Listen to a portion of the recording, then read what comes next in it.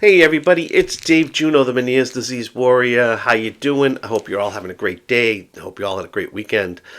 Um, I actually caught another cold last on Friday, but I do feel a lot better than I did the last time, which was like 3 weeks ago. But you know, antihistamines. I wanted to talk about because yesterday I posted in a group: Has anybody taken Claritin every day? A few people, more than a few, said, "Oh yeah, and it's been helping, and this and that and the other thing." Because the thing I noticed was when I had the sinus infection and the pneumonia, my primary care doctor said, "Here's a prescription for antibiotics, doxycycline. I want you to use Flonase twice a day, and I want you to take Claritin once a day. The Claritin's going to help clean you out, blah, blah, blah, blah, blah." But the one thing I noticed was all of a sudden, within a couple of days, my Meniere symptoms were kind of gone. I mean, yeah, the tinnitus was there. The ear fullness was way less. I wasn't getting vertigo attacks. I wasn't feeling dizzy all day. So I asked that question because I wanted to know if other people were using it.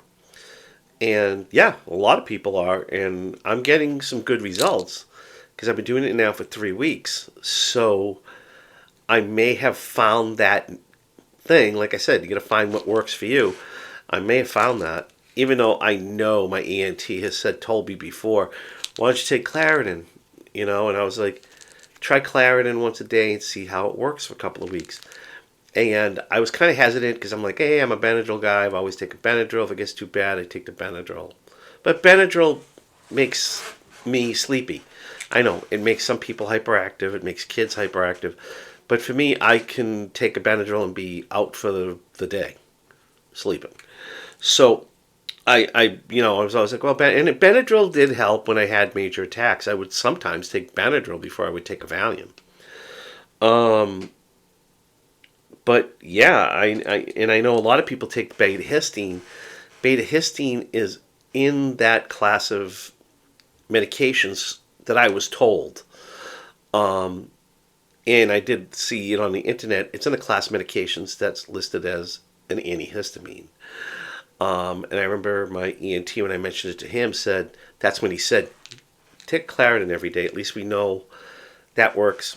In the United States, Circ and beta histine is not FDA approved. I can give you a script for it. It's going to be expensive, and insurance isn't going to cover it. So why don't you try that's when he was telling me about trying the Claritin or Zyrtec or something like that. Me being me, kind of reluctant. Because Benadryl always worked for me with hives, and it has helped in the past with with the other colds and things like that. So I knew that worked. I didn't want to try something that didn't work. This time I decided, hey, I can't take this coughing anymore. It's driving me nuts. But yeah, I bought. It's not Claritin. It's a generic brand. Loratadine, I think is how it's pronounced. I could be wrong. But I bought the Target brand, or it's actually CVS brand with Target. Target put their label on it because their their pharmacy is CVS.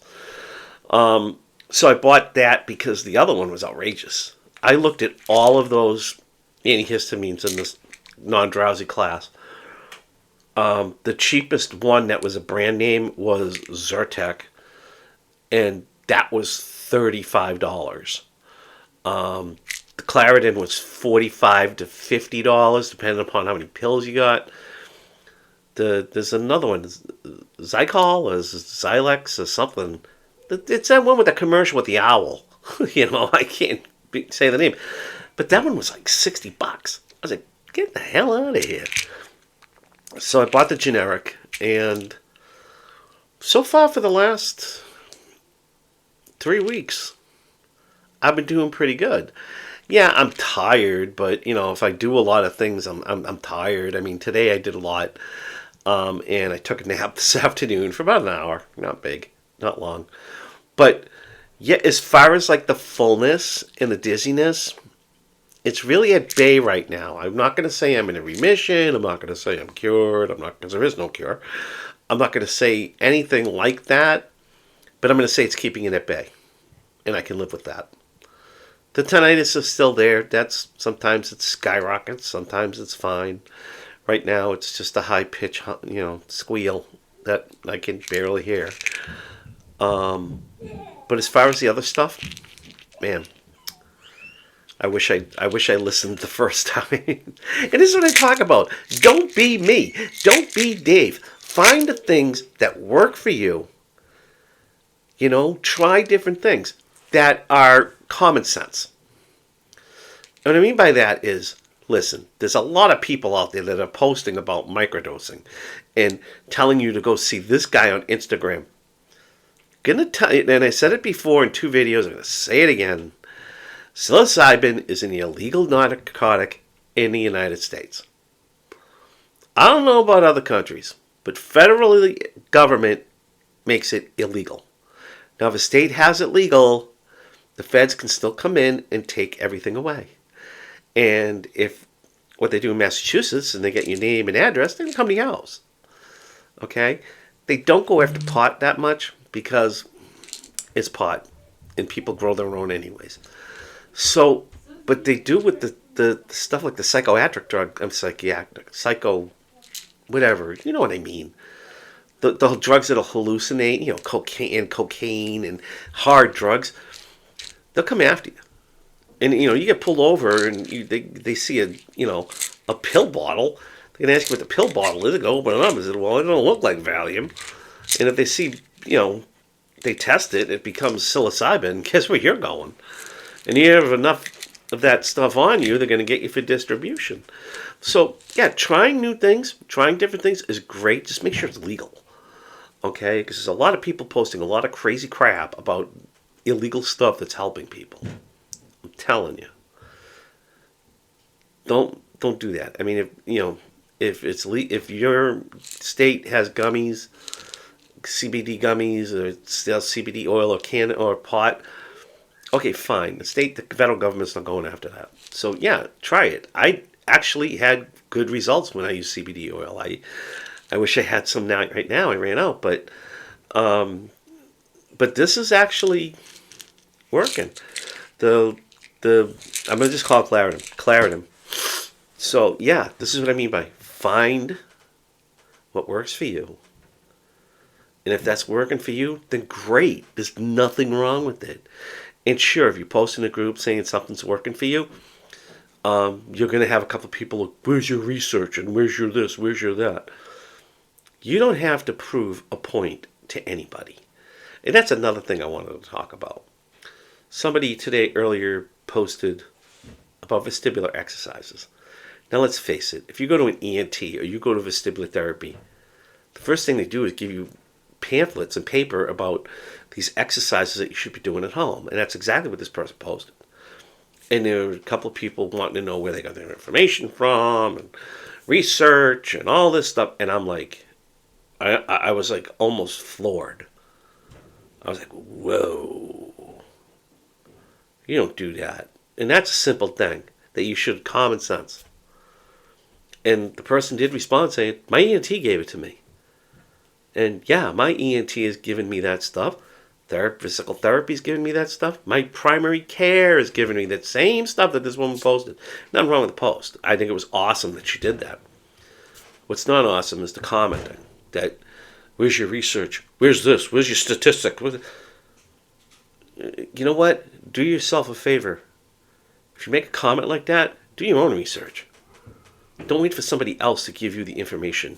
If you're questioning it that much, do your own research. Okay? That's what I've done.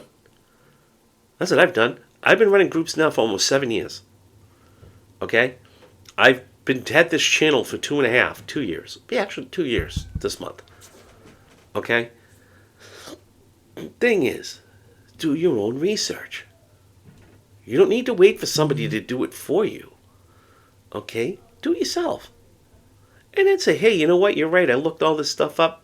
Hey, you're right. Or I looked all this stuff up, and I'm sorry, but it didn't agree with what you posted. Okay? But don't make somebody go through hell and high water to prove their point, especially about something like a vestibular exercise. You know? Which a lot of that stuff does help. It's helped me. So that's the thing. You know, now, have I done research on Claritin? No. I didn't sit there banging, da da da da da. But I remember what my doctor told me and what I've discovered over the last 3 weeks to prove a point. That, yeah, it's helping me. Now, it may not help you, and that's okay. But I found something that's helping me right now, and I'm going to run with it. And yes, I still take, if you're going to ask from previous videos, I still take the B complex. And the D3 I still take. And actually, I know it's kind of silly, but the doctor wanted me to add vitamin C to my regimen, so I did that too. So right there, okay, and it's, you know, the vitamins were helping, and this kind of put everything at bay. So there's my research. I don't have to go on the internet to find it. It's what works for me. So I will talk to you all later. Have a great night, great day. Until next time, better days are coming. Take care.